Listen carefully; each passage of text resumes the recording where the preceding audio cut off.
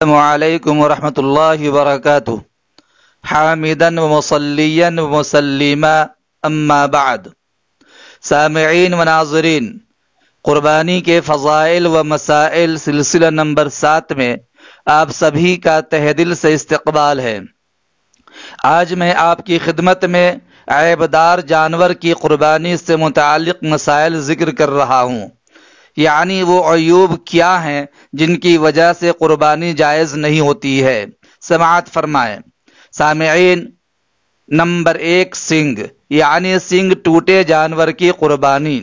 جس جانور کے پیدائشی طور پر سنگ نہ ہو یا سنگ تو ہو لیکن سنگ کا کچھ حصہ اوپر سے ٹوٹ گیا ہو یا اس کا خول اتر گیا ہو، اس کی قربانی درست ہے۔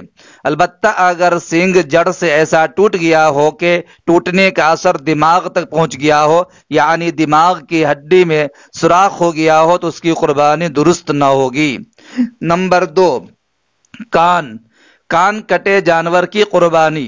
جس جانور کے کان پیدائشی طور پر دونوں یا ایک کان نہ ہو تو اس کی قربانی درست نہ ہوگی۔ اسی طرح جس جانور کے کان 1/3 یا اس سے زیادہ کٹا ہوا ہو تو اس کی بھی قربانی درست نہ ہوگی۔ اسی طرح جس جانور کے کان لمبائی میں پھٹ گیا یا منہ کی طرف سے پھٹ جائے اور لٹکا ہوا ہو، اس کی بھی قربانی جائز نہیں۔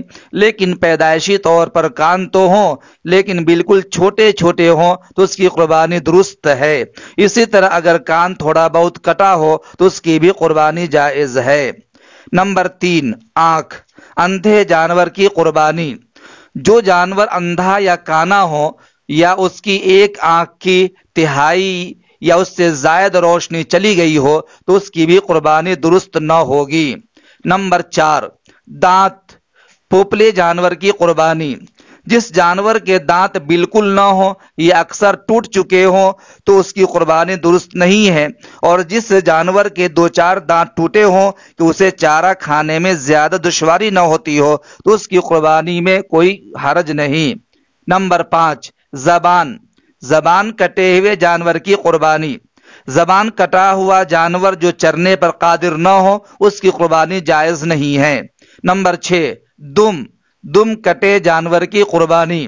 جو جانور بلا دم کے ہو یا دم ہو لیکن دم کا 1/3 یا اس سے زائد حصہ کٹا ہو تو ایسے جانور کی قربانی جائز نہیں ہے، اور اگر 1/3 سے کم دم کٹی ہوئی ہو تو اس کی قربانی درست ہے۔ نمبر 7، پیر، لنگڑے جانور کی قربانی۔ جو جانور بالکل لنگڑا ہو یا اس قدر لنگڑا ہو کہ 3 پاؤں زمین پر رکھتا ہو اور چوتھا پاؤں زمین پر رکھ ہی نہ سکتا ہو تو اس کی قربانی درست نہیں ہے، اور اگر چوتھا پاؤں زمین پر ٹیک کر لنگڑا کر چل سکتا ہو تو اس کی قربانی درست ہے۔ اسی طرح جانور کی ران وغیرہ پر لوہے سے داغ دیا ہو یا ویسے ہی مارنے سے کوئی زخم یا نشان پڑ گیا ہو تو اس کی بھی قربانی جائز ہے۔ نمبر 8، تھن اور دودھ، خشک تھن والے اور تھن کٹے جانور کی قربانی۔ بکری کے 2 تھنوں میں سے ایک تھن اگر خشک ہو جائے یا کاٹ دیا جائے تو اس کی قربانی درست نہ ہوگی، اور اگر گائے، بھینس یا اونٹنی کے 2 تھن کٹ جائیں یا سوکھ جائیں تو ان کی قربانی بھی جائز نہیں ہوگی۔ لیکن اگر گائے، بھینس یا اونٹنی کے 4 تھنوں میں سے صرف ایک تھن کٹ جائے تو اس کی قربانی درست ہے۔ نمبر 9، حاملہ جانور کی قربانی۔ یہ جانتے ہوئے کہ جانور گابھن ہے تو گابھن جانور کی قربانی مکروہ ہے جبکہ ولادت کا وقت قریب ہو۔ نمبر 10، کمزوری، جانور اس قدر لاغر اور دبلا ہو جس کی ہڈی میں گودا نہ رہا ہو یا جو ذبح کرنے کی جگہ خود چل کر نہ جا سکتا ہو تو ایسے جانور کی قربانی درست نہیں ہے۔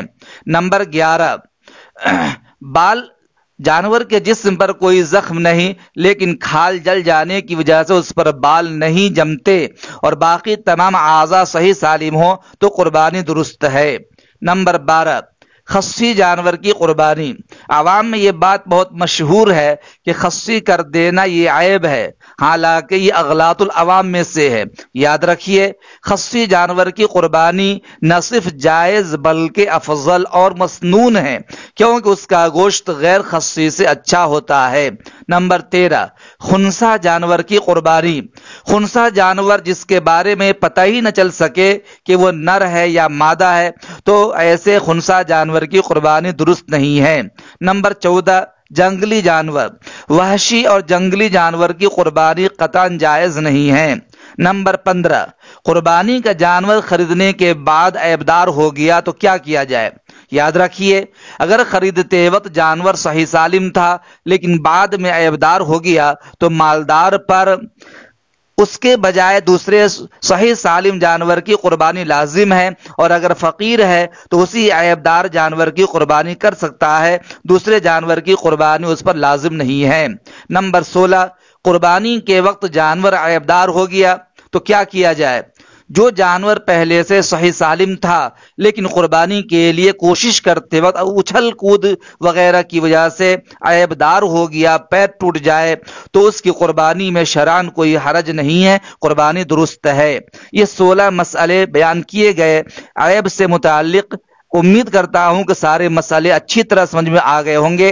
آپ سے اپیل ہے کہ آپ فربا، صحت مند اور غیر عیب دار جانور قربانی کرنے کی کوشش کیجیے تاکہ اللہ کے دربار میں صحیح جانور کی قربانی پیش ہو۔ امید کرتا ہوں کہ آپ میری باتوں کو بغور سن کر عمل کرنے کی کوشش کریں گے۔ السلام علیکم ورحمۃ اللہ۔